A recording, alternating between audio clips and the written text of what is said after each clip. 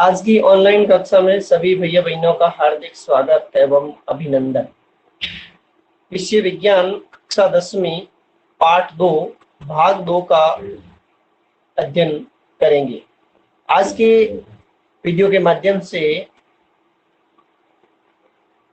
धातु का अम्लों के साथ अभिक्रिया, धातु का क्षार के साथ अभिक्रिया एवं धातु कार्बोनेट, धातु हाइड्रोजन कार्बोनेट के साथ अम्लों की अभिक्रिया का अध्ययन करेंगे।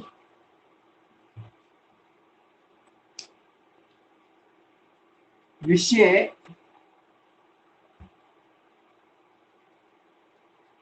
विज्ञान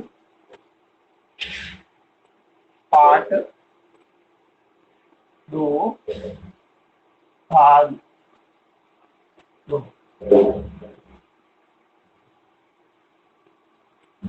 धातु का अम्लों से अभिक्रिया।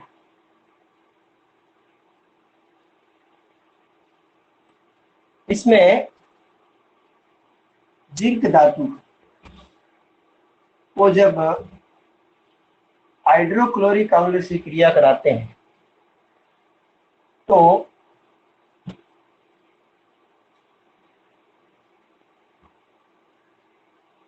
जिंक क्लोराइड और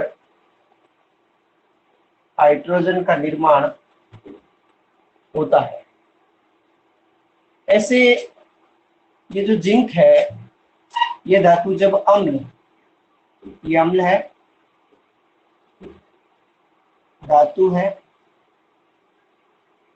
और ये लवण और हाइड्रोजन गैस का निर्माण होता है। समीकरण संतुलित नहीं है तो यहाँ 2 लगा दीजिए ताकि समीकरण संतुलित हो जाएगा।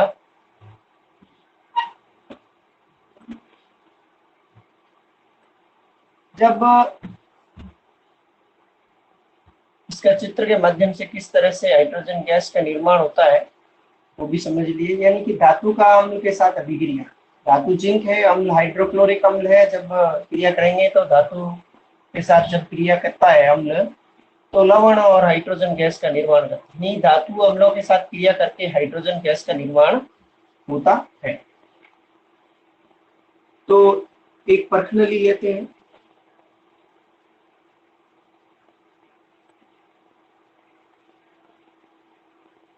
इस परखनली में एक निकास नली लगाते हैं।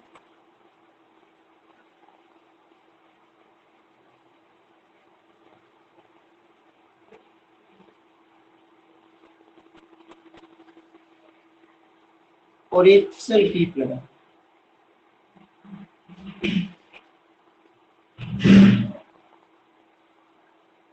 परखनली में जिंक के टुकड़े डाल देते हैं।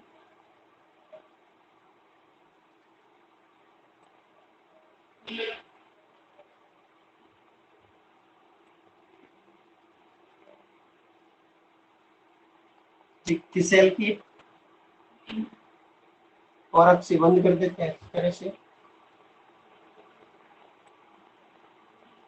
परखनली को एक स्टैंड पर सेट कर देते हैं ताकि परखनली स्टैंड से नीचे न गिरे, हिले डुले नहीं।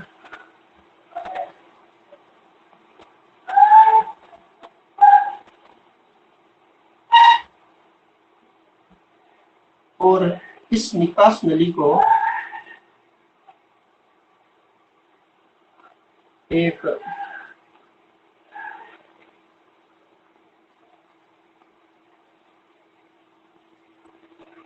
साबुन के विलयन में प्रवेश करवाते हैं। ये साबुन का जलीय विलयन, साबुन का जलीय विलयन, साबुन का जलीय विलयन,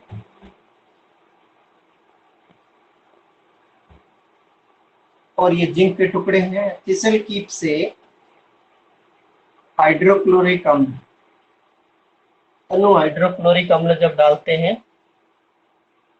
तो जैसे ही हाइड्रोक्लोरिक डाला, यानी जिंक के टुकड़े हैं, Zn के टुकड़े, और यह अणु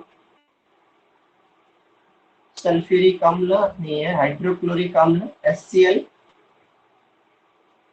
जब डाला तो यह हाइड्रोजन गैस का निष्कासित होगा, और ये हाइड्रोजन गैस जब साबुन के विलयन के अंदर प्रवाहित होती है तो बुलबुले बनते हैं।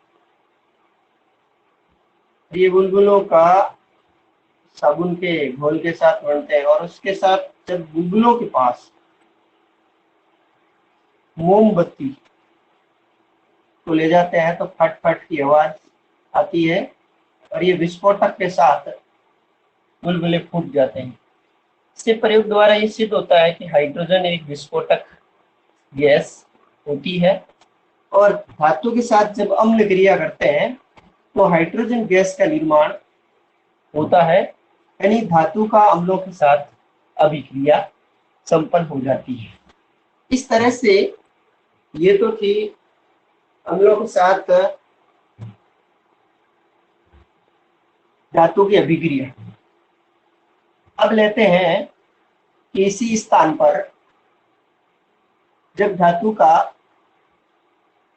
क्षार के साथ अभिक्रिया, धातु का क्षार के साथ अभिक्रिया, अब धातु का क्षार से अभिक्रिया, तो धातु जिंक क्षार सोडियम हाइड्रोक्साइड क्रिया जब करते हैं, धातु का जब सोडियम हाइड्रोक्साइड से क्रिया करते हैं तो सोडियम जिंकेट, सोडियम जिंकेट और हाइड्रोजन का निर्माण हो जाता है। जब ये धातु क्षार के साथ क्रिया करती है तो भी हाइड्रोजन गैस का निर्माण होता है, जब अम्लों के साथ क्रिया करती है तो भी हाइड्रोजन गैस का निर्माण होता है। अब ये भी समीकरण संतुलित नहीं है तो इसको भी संतुलित कर देते हैं Q लगाकर, और जब ये संतुलित हो जाता है तो इस तरह से अभिक्रिया, ये धातु है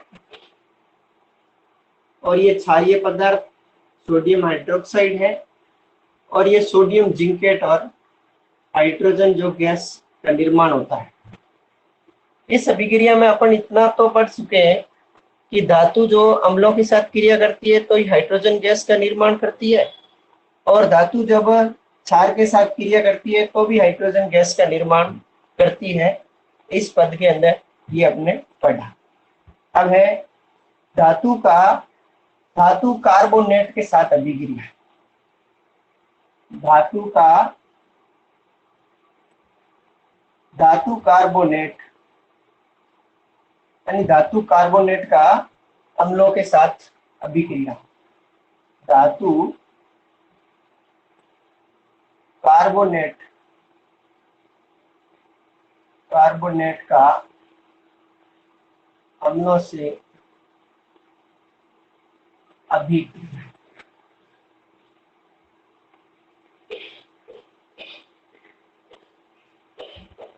धातु कार्बोनेट का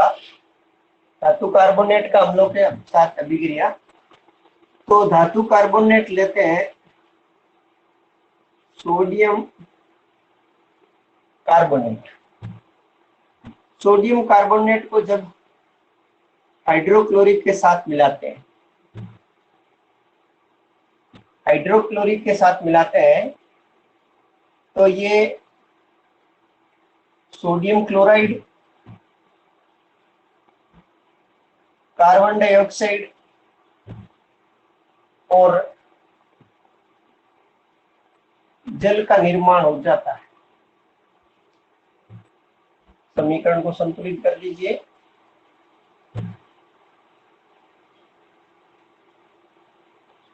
समीकरण को संतुलित करना है तो हाइड्रोजन को भी H2 कर देते हैं। तो सोडियम, अब दोनों पक्षों में परमाणुओं की संख्या की गणती कर लें। सोडियम कार्बोनेट से कार्बन डाइऑक्साइड और ऑक्सीजन में अपघटित हो जाता है O और CO2 में। O हाइड्रोजन के साथ क्रिया करके जल का निर्माण कर देता है। इसी तरह धातु कार्बोनेट का जब अम्लों के साथ अभिक्रिया होती है तो लवण, कार्बन डाइऑक्साइड और जल का निर्माण होता है। अब इसी का धातु हाइड्रोजन कार्बोनेट,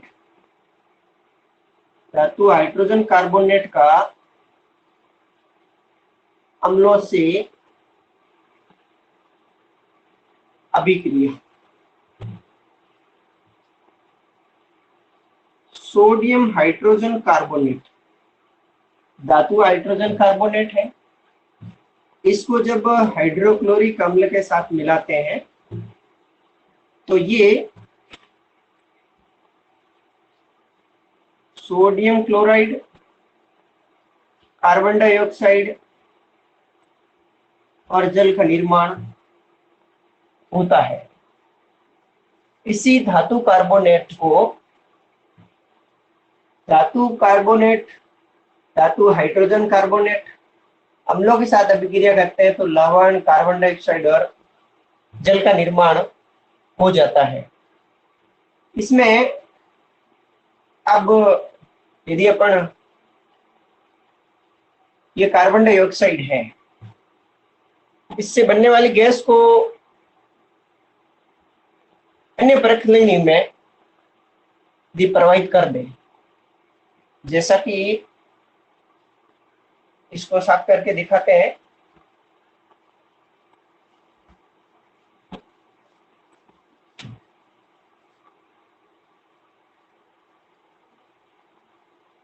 धातु कार्बोनेट को जब हाइड्रोक्लोरिक के साथ मिलाते हैं तो नमक,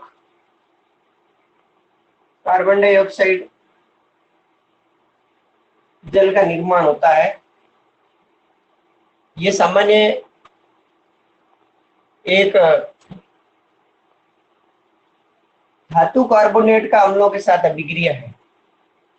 एक परखनली लेते हैं।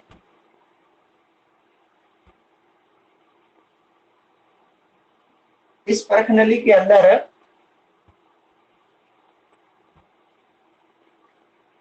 एक निकास नली जोड़ देते हैं।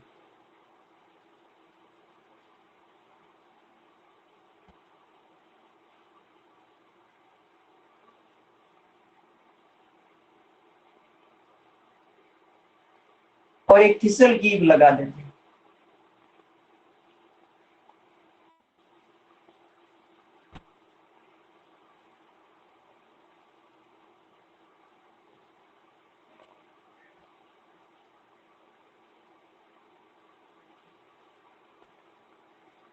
इस थिसल कीप के माध्यम से पहले इस परखनली के अंदर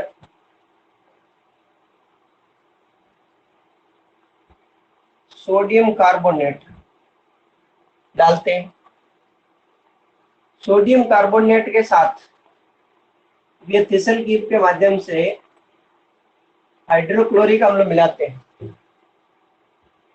जब हाइड्रोक्लोरिक अम्ल मिलाते हैं तो जैसे ही हाइड्रोक्लोरिक अम्ल मिलाते हैं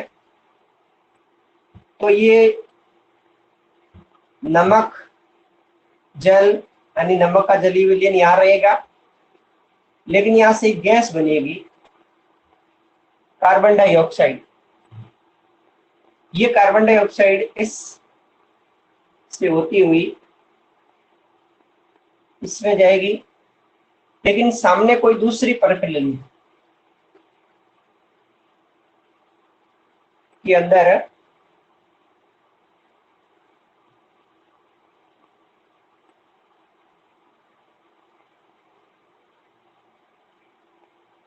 दूसरी प्रक्रिया के अंदर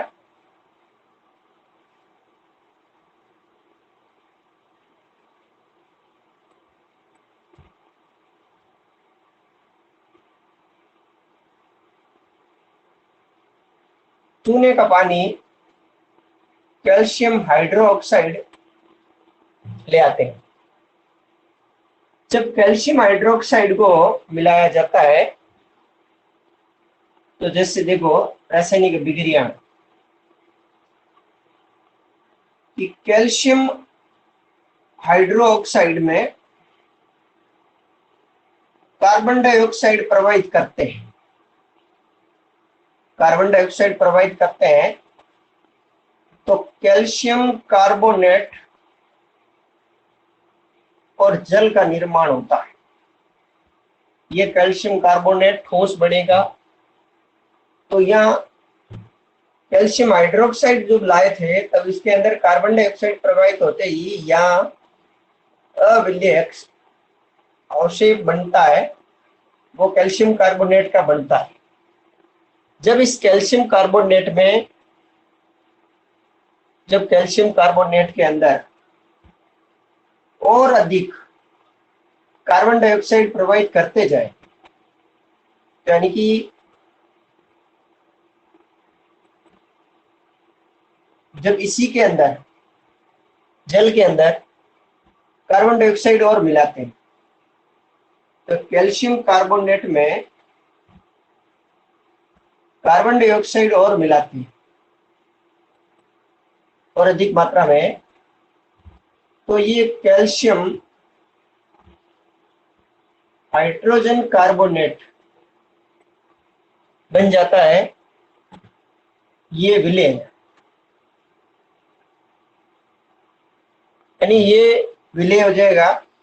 थोड़ी देर बाद देखते हैं तो यहाँ ये इस प्रकार का अवशेष कुछ नहीं रहेगा और इसके स्थान पर अब इसके अंदर यानी कि ये कैल्शियम हाइड्रोजन कार्बोनेट का निर्माण हो जाता है। तो इस तरह से आज के वीडियो के माध्यम से धातु का अम्ल एवं क्षार के साथ अभिक्रिया करके हाइड्रोजन गैस का निर्माण करना सीखा, और धातु कार्बोनेट का अम्लों के साथ अभिक्रिया करते हैं या फिर धातु हाइड्रोजन कार्बोनेट का जब अम्लों के साथ अभिक्रिया करते हैं तो उस प्रकार की अभिक्रिया अपन ने आज के वीडियो के माध्यम से पढ़ा। हो सकता है आपको अच्छी तरह समझ में आया होगा, आशा है, और विश्वास के साथ आज के वीडियो में इतना ही। धन्यवाद।